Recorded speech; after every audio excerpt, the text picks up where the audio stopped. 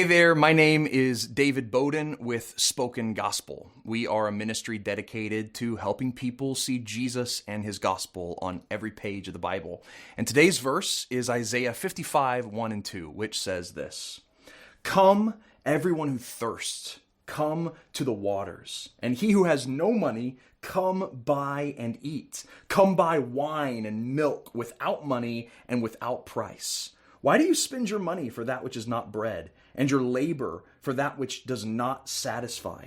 Listen diligently to me and eat what is good, and delight yourselves in rich food." Isaiah is talking here to a helpless Israel.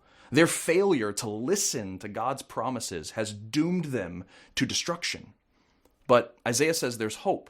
God promises to satisfy the thirsty and the hungry with his promises.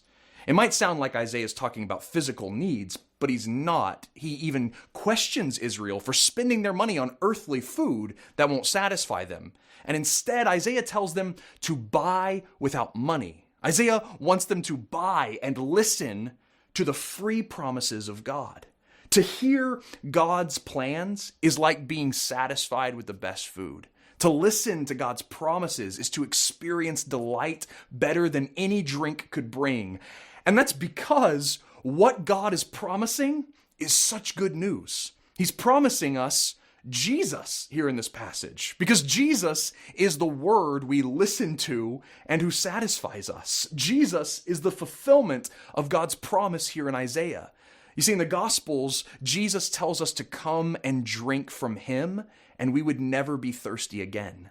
Jesus is pointing to the fact that he is going to take our helplessness and our destruction onto himself at the cross and provide us with a lasting satisfaction.